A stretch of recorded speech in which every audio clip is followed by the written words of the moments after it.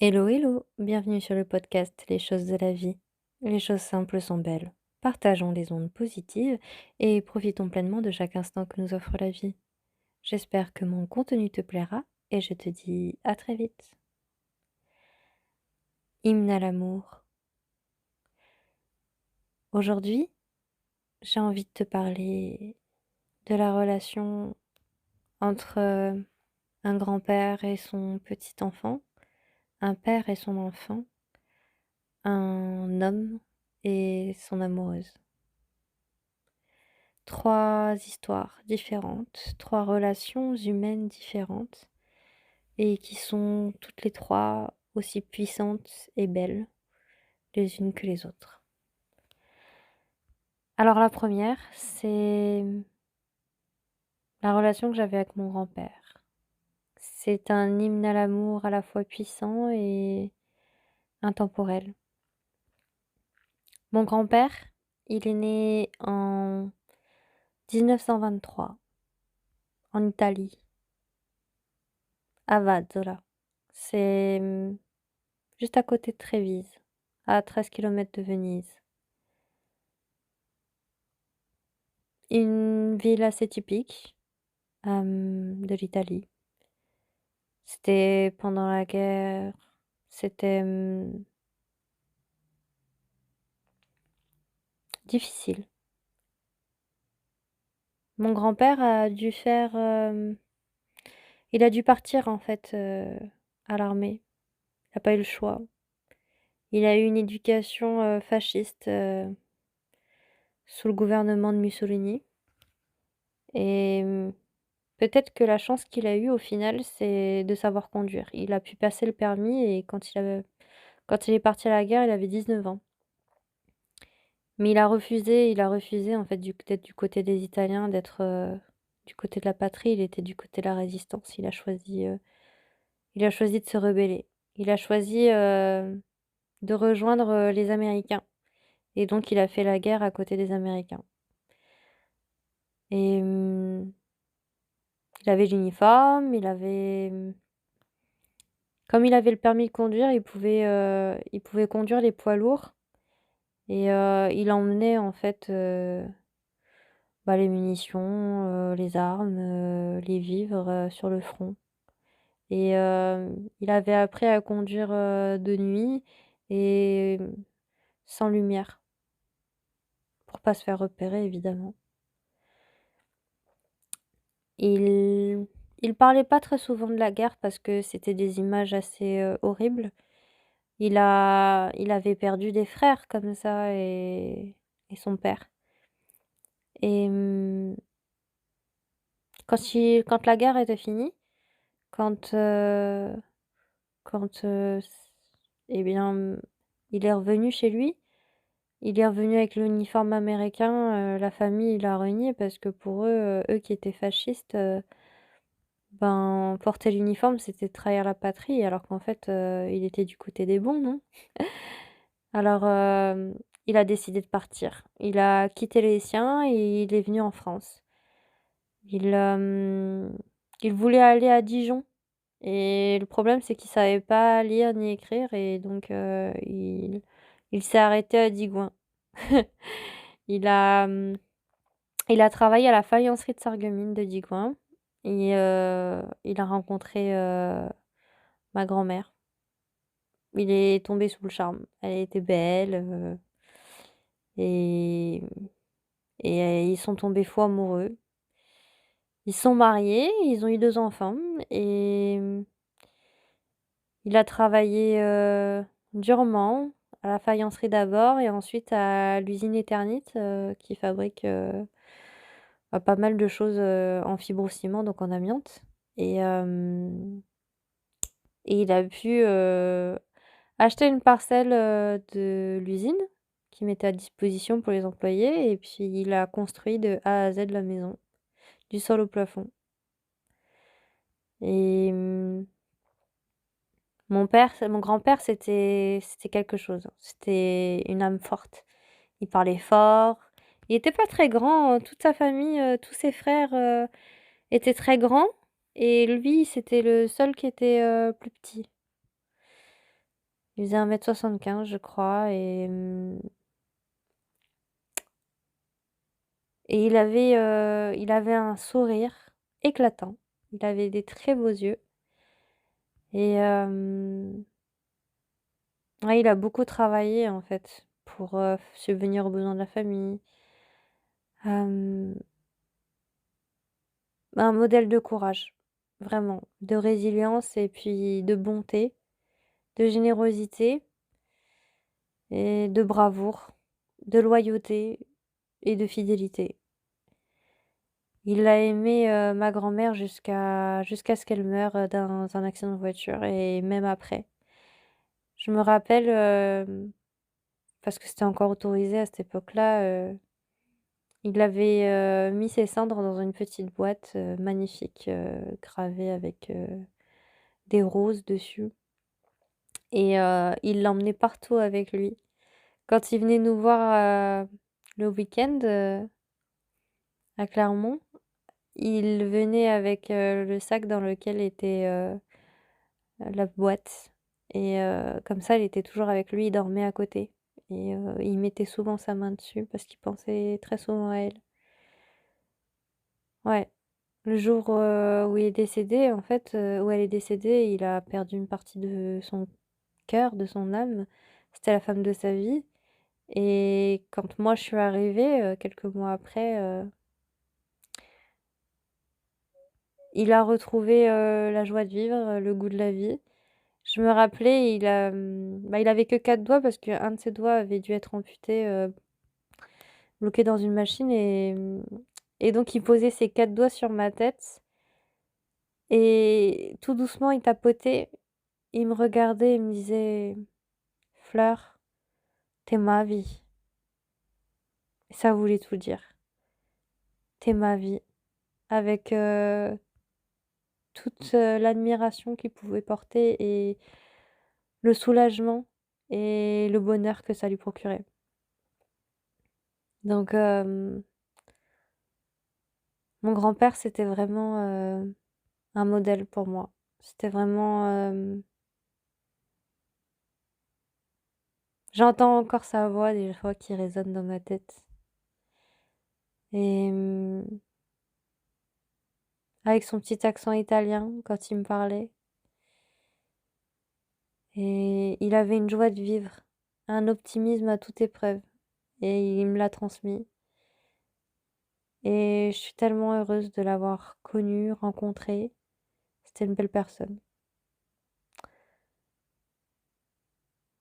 et l'autre, l'autre relation dont j'avais envie de parler, c'est la relation paternelle, d'un père avec une fille, avec sa fille. Quand, je suis arrivée en France, j'avais 5 ans, je et mon père, il en avait 65. On avait, 60 ans d'écart. Bon, pour être précis, 59 et demi, mais bon, on va pas chipoter. 60 ans, si on arrondit et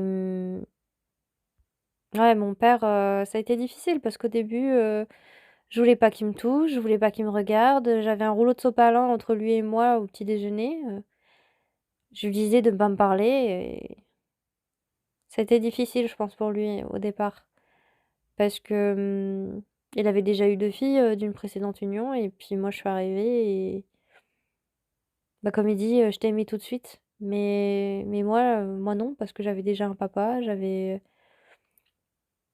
moi mon papa biologique, c'était mon idole en fait, c'était mon héros donc forcément personne ne pouvait, l'enlever de mon piédestal et au final, mon père adoptif, il a accepté.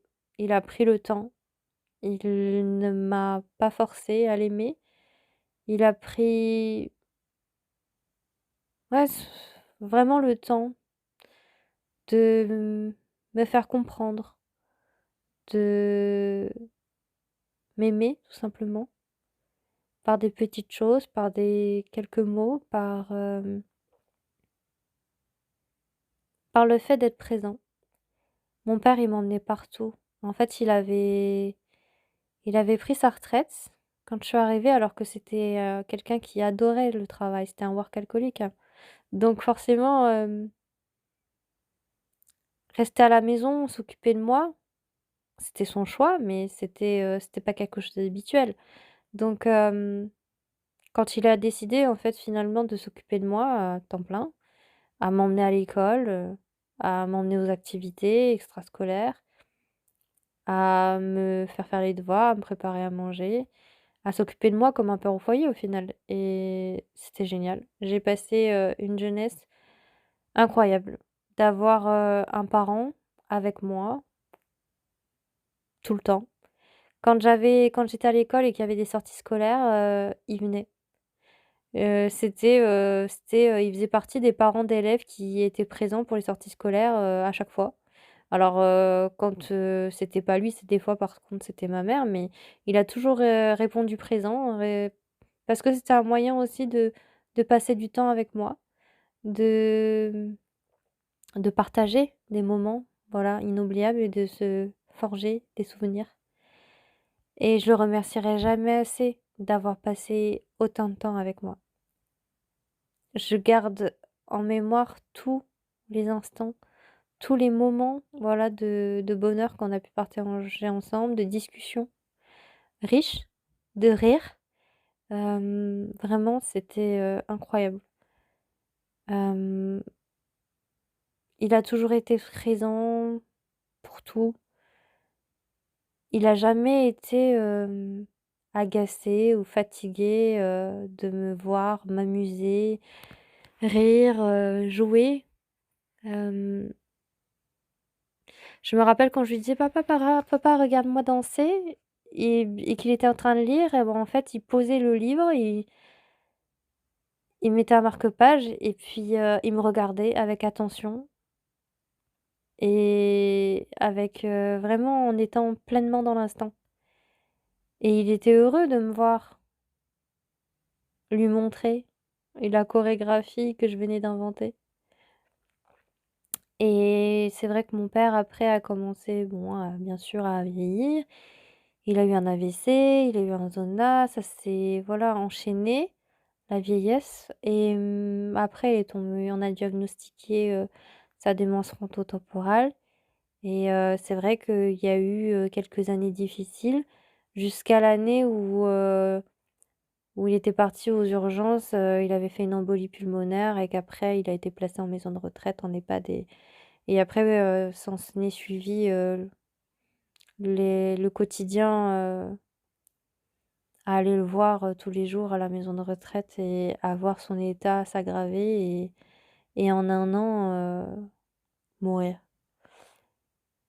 Mon père, jusqu'au bout, il a eu, cet amour présent, ce souvenir et ce lien qui nous unissait, il était indéfectible, il était, incassable et jusqu'au bout, jusqu'au dernier soir où j'avais pris ses mains dans les miennes, qu'elles étaient froides et bleues. Je me souviens avec de sa respiration difficile et de sa peau brûlante, de lui avoir dit: «Papa, t'as le droit de t'en aller. T'as le droit de t'en aller, t'as le droit d'arrêter de souffrir. T'as assez t'as assez enduré. Tu peux arrêter de lutter. Tu peux t'en aller en paix. Je t'en voudrais pas. Tu peux t'en aller. Je t'aime tellement fort» et et je me souviens du coup être partie en me disant: «J'aurais aimé être là jusqu'à son dernier souffle». Je suis partie et le lendemain matin, il avait tiré sa révérence et ce poème qui est apparu, en fait, sur le pignon d'une maison avec la vue de la chaîne des Puys et cette jeune femme adossée contre le mur avec un poème magnifique sur, finalement le temps qui passe et et cette dernière phrase du poème qui dit, finalement dans qu'en fermant les yeux et dans un silence profond, elle se saisit en fait de l'instant, du bonheur de l'instant, c'est juste magique. Mon père, il a tout fait. Il a tout fait pour moi. Il a toujours été là pour me soutenir, pour m'expliquer les choses, pour me transmettre son savoir-faire, son savoir-vivre, son savoir-être. C'était quelqu'un d'exceptionnel, en fait. Et pareil, comme mon grand-père, j'ai jamais rencontré d'autres personnes aussi loyales, fidèles, sincères, honnêtes, droit dans ses bottes. Une personne qui qui dit ce qu'elle pense, qui est authentique, qui est parfois excessive dans ses propos parce que, il, il avait pas sa langue dans sa poche. Il aimait bien en faire des tonnes parce que c'est quelqu'un qui était bon vivant, c'était quelqu'un qui disait des gros mots, mais c'était pas méchant. Il était toujours très respectueux et c'était agréable d'avoir une personne, voilà, telle que lui qui avait le goût de vivre, qui aimait bien manger, qui aimait bien, s'amuser, qui aimait bien, rire tout simplement. Ça c'est important. Donc ça c'était le 2e hymne à l'amour que je voulais vous partager. Et le troisième hymne à l'amour, ça va être, la relation amoureuse avec, cet homme que j'admire, qui est comme mon grand-père et mon père, quelqu'un de sincère, quelqu'un de sensible et de touchant, qui au sens où par ses mots, arrive à toucher l'âme. Par ses mots et sa manière d'être, eh bien, transmet son amour de la vie, des belles choses, des choses simples, de l'authenticité et du naturel, de vivre l'instant, d'être libre, d'être soi-même, d'être libre de vivre pleinement, sereinement et sans jugement, sans tracas, sans arrière-pensée, juste, la présence, à regarder l'horizon, à se regarder dans les yeux et à sourire. De ressentir tout le poids du passé et en même temps la légèreté de l'avenir, de la beauté de l'instant du présent. À cette personne qui a vécu tellement de belles choses, des difficiles aussi, des épreuves, des difficultés, des souffrances et des joies. Cette personne qui, par les mots, a su toucher mon cœur et pousser la grille de mon jardin, de mon labyrinthe, pour essayer de comprendre qui je suis, ce que je fais, où je veux aller, qui ne me bouscule pas, qui me comprend en silence et dans de longues discussions, avec qui je ne m'ennuie pas, je ne me lasse pas, où je me sens en sécurité, où je me sens moi-même, où je peux être moi-même. Et c'est dans le partage. Un amour un peu particulier, un amour hors norme par la différence d'âge, par les coïncidences et les similitudes aussi. Parce qu'au final, On a des origines, du monde. On est citoyen du monde. On a l'Italie en commun. On a l'Auvergne en commun. On a la poésie en commun. On a les cultures différentes en commun. L'Asie, l'Occident. On a cet amour des choses simples en commun. La nature. Et ce côté libertaire, révolutionnaire, ce côté rebelle, révolté, malicieux, et tout un tas d'autres choses qui font que de ces 3 histoires, de ces 3 relations que je vous ai énoncées, j'avais réellement envie de partager tout cet amour, cet hymne à l'amour, des relations extraordinaires que l'on peut tisser avec des êtres humains et que malgré le départ qui peut arriver un jour, il faut savoir en profiter chaque instant. Il faut savoir apprécier les belles choses, les bonnes choses. Il faut savoir être plein de gratitude envers ces beaux moments et ne pas oublier. Garder bien au creux de soi les moments de plaisir et surtout, surtout, s'engager dans une relation qui nous épanouit et surtout remercier la vie de mettre de belles âmes sur notre chemin.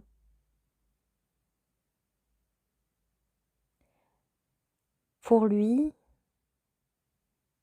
pour mon grand-père, pour mon père et pour toi qui est encore là. Je vous aime tellement. Je vous ai aimé, je vous aime toujours, je vous aimerai jusqu'à la fin des jours, pour toujours.